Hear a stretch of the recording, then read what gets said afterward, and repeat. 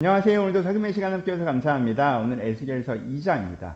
읽으시면 이해되는 내용인데 묵상할 내용이 참 많습니다. 마음 같아서는 몇 번 나눠서 하고 싶을 정도로 묵상할 내용들이 많은데 오늘 묵상 위주로 함께 나누어 보도록 하겠습니다. 에스겔이 하나님께서 사명을 받는 내용이죠. 크게 네 단락으로 나눠져 있습니다. 첫 번째, 하나님께서 에스겔을 일으키시는 장면이 나와 있습니다. 하나님께서 에스겔에게 일어나라 라고 말씀하시고 그 다음에 영이 그를 일으키시죠. 그래서 에스겔이 하나님 앞에 일어서는 모습입니다. 그 하나님 앞에서 압도된 거죠. 그렇죠? 아, 내가 잘못 생각하고 있었구나. 아, 내가 이 하나님 위대한 앞에서 아무것도 아니구나. 라고 압도되는 것에서 멈추면 안 되죠. 성령께서 그렇게 겸손히 하나님 앞에 선 사람을 찾아오셔서 일으켜 세우시죠. 그렇죠? 그렇게 에스겔이 일어섭니다. 그러면서 하나님께서 그에게 뭘 주십니까? 두 번째 단락에 사명을 주시죠. 어떤 사명을 주세요? 마음이 굳은 자에게 말씀을 전하는 사명을 주십니다. 근데 그러면서 듣진지 듣지 않던지 넌 전하라. 그런데 선지자가 있는 것을 그들이 알리라. 라고 해서 결과에 신경 쓰지 말고 전하라. 라는 사명을 그에게 주십니다. 그래서 하나를 권면하시죠. 두려워하지 말라고 권면하십니다. 가시와 정갈을 두려워하지 말라. 그들이 하는 말, 그들의 태도를 두려워하지 말라. 라고 얘기합니다. 이거 찾아 이렇게 막 잘 될 것 같은 느낌은 아니긴 하죠. 가시와 정갈. 가시는 뭐예요? 불편한 거예요. 찌르는 거예요. 정갈은 뭐예요? 톡 쏘면 죽는 거죠. 그렇죠? 나를 불편하게 하고 나를 죽일 것 같은 그런 것들이 나에게 두려움으로 다가와도 그 두려움 자체에 빠져들지 말라라고 말씀하신 것이 세 번째입니다. 네 번째는 뭘 얘기하세요? 두루마리의 환상을 얘기하시죠. 두루마리, 하나님께서 이제 전하라고 하는 말씀이 에스겔한테 쫙 두루마리의 환상으로 딱 온 거죠. 그렇죠? 봤더니 재앙의 말들이 가득해요. 재앙과 슬픔의 말들입니다. 근데 그걸 먹었더니 굉장히 꿀처럼 달았다라고 이야기하는 장면이 네 번째 단락에 나와 있습니다. 적용해보죠. 한 단락 한 단락이 한 편의 설교를 할 수 있는 내용들인데 첫 번째 단락부터 적용해볼까요? 성령과 함께 일어서는 것. 여러분 이 장면을 기억해보세요. 하나님께서는 네 발로 일어서라라고 하셨어요. 그렇죠? 근데 그 말만 들으면 나 혼자 일어나야 될 것 같아요. 근데 성령께서 그를 도우시죠. 이 느낌이 이해되세요? 그럼 우리가 하나님의 사람을 온전히 살아가기 위해서는요. 내가 내 발로 서야 돼요. 내가 안 서고 난 모르겠습니다. 주님 알아서 하세요. 이건 안 돼요. 근데 내가 일어서고자 하면요. 나 혼자는 일어설 수 없어도 성령께서 나를 일으키신다는 거예요. 이 결합을 여러분들이 잘 아셨으면 좋겠어요. 성령께서 하세요. 뒤로 자빠지는 거 아니에요? 내가 어떻게든 해볼게요. 라고 나 혼자 하는 거 아니에요? 나도 하나님 앞에서 이 자리에서 일어서려고 내가 하나님 앞에서 다시 한번 용기를 갖고 내가 자신감을 갖고 삶 앞에서 당당히 일어서려고 결단해야 되고 근데 나 혼자 되는 게 아니라 성령의 도움을 초대하는 이런 함께하는 이 이미지를 여러분들 항상 가지셔. 여러분들 신앙생활 할 때, 인생 살아갈 때, 내가 정말 결단을 하나님 앞에 바로 서지만, 하나님께서 온전히 나를 도우시는 것.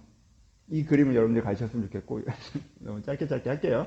그 다음에 뭐예요? 하나님의 일하심이죠. 여러분, 마음이 굳은 자에게 말씀을 전하라고 에스겔을 시키시는 거잖아요. 하나님께서 그 마음이 굳은 자를 그냥 내버려 두세요? 그냥 방치하십니까? 아니죠. 바꾸고 싶어 하는 거죠. 묵은 땅을 경작하듯이. 이 땅이 딱딱하게 굳어져서 도무지 용사를 지을 수가 없으면, 땅을 먼저 뒤집어 엎어서 농사를 지을 수 있는 땅으로 만든 일부터 하나님께서는 하시죠. 그러니까 하나님께서는요, 쟤네 안 되겠다. 얘네들은 되겠네. 이렇게 평가하시는 분이 아니세요. 하나님께서는 일하시는 분이에요. 그럼 이것이 얼마나 큰 위로가 되는지 아시겠죠? 그럼 우리도 어떻게 해야 돼요? 일하는 사람이 돼야 돼요. 쟤는 나쁘네. 얜 좋으네. 이건 안 되겠네. 난 이 모양이네. 난 이건 됐고, 이건 안 되겠네. 아니에요. 일해야 돼요. 내가 이렇게 부족한 모습이 있다? 하나님과 함께 만들어갈 수 있죠. 저 영역에 대해서 부족하고 잘못된 모습이 있다. 근데 하나님께서 날 그것을 부르신다? 하나님과 함께 만들어갈 수 있죠. 일하는 하나님, 일하는 우리의 모습이 있어야 된다라는 것도 묵상해 볼 수 있고요. 세 번째는 은혜의 동기부여와 결과의 동기부여에 대해서 얘기할 수 있습니다. 됐든지 아니 됐든지. 여러분, 우리는 자주 무슨 일을 하는 동기부여가 뭡니까? 결과죠. 잘 될 것 같은데, 그럼 하죠. 잘 안 될 것 같으면 안 하죠. 그렇죠. 그 결과가 우리를 움직인단 말이에요. 근데 하나님께서는 그게 아니에요.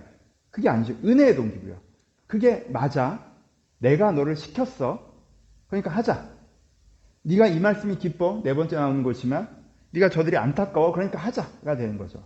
우리가 어떤 목적에 의해서 결과 되게 중요하지만 결과 자체로 우리가 동기부의 핵심이 되면요. 잘 될 것 같은 말을 하게 되는데 그게 아니라 우리가 인생을 어떻게 살아가는 동기부여는 굉장히 큰 건 은혜의 동기부여야 된다는 거예요. 하나님께 내게 소망을 주셨기 때문에 소망은 꼭 결과는 아니죠. 그렇죠? 방향성이니까 소망은. 하나님께 나에게 사명을 주셨기 때문에 하나님께 나에게 이 말씀에 기쁨을 주셨기 때문에 안타까움을 주셨기 때문에 답답함을 주셨기 때문에 그렇죠? 내게 주신 은혜가 동기부여에 대해서 움직여야 된다는 것들도 생각해 보셨으면 좋겠고요. 이것도 간단하게 무엇을 하든지 여러분 두려움이 여러분들의 동기부여가 이유가 되지 않게 하십시오. 뭘 하는 이유가 무서워서 뭘 하지 않는 이유가 무서워서 여러분 그러면 잘못 끼워진 단추일 수 있어요. 왜요? 라고 했을 때 무서워서요 라고 대답하시면요, 다시 생각해 보시는 게 필요합니다. 말씀을 깊이 맛보는 은혜. 여러분, 이게 정말 중요하죠. 읽었을 때는 그냥 재앙의 말이었는데 먹어봤더니 달콤한 말이에요. 그렇죠? 그러니까 이게 진짜 이 에스겔이 하나님께서 하신 말씀을 정말 영혼으로 이해를 한 거죠. 우리가 성경 보면서 느끼잖아요. 이사야서, 예레미야서 성경 보면 느끼잖아요. 에스겔도 기본적으로 같은 배경이니까. 언뜻 보면 심판과 저주의 말씀처럼 들리지만 그게 얼마나 생명의 말씀입니까? 회복의 말씀입니까?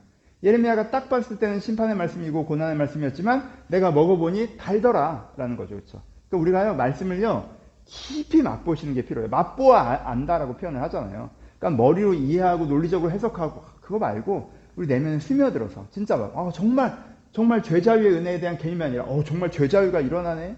하나님의 사랑에 대한 개념이 아니라 하나님께 정말 나를 사랑하시는구나.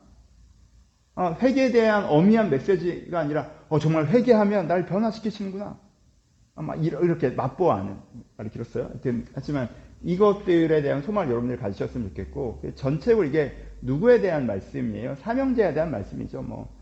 저 같은 목회자일 수도 있겠지만 여러분들 각자 또 사명자라고 여러분들 하고 계시다면 1번과 5번에 특히 다 맞겠지만 내가 성령과 함께 일어나는 사람이 되어야 되고 말씀을 깊이 맛보아하는 분이 되셔야겠고 은혜의 동기부여가 되고 하나님이 일하시면 찬양하며 두려움 없이 여러분의 삶의 현장에 쓰셨으면 좋겠습니다. 어떤 면에서는 목회자가 가져야 될 종목이기도 하지만 그리스도인들이 하나님의 사람으로서 서야 된다면 가져야 될 5가지 기본적인 태도로 생각하시면서 에스겔서 2장 말씀을 마음 깊이 묵상해 보셨으면 좋겠습니다. 각자 또 오늘 해주신 말씀이 있을 수 있으니까 제가 적용했던 묵상 5가지 중에 특별히 와닿는 것이 있으면 그 말씀을 좀 묵상해 보시고 또 여러분들이 짚어주시는 부분들이 있다면 그 말씀 오늘 주시는 사금으로 마음에 담으시면 좋을 것 같습니다. 감사합니다.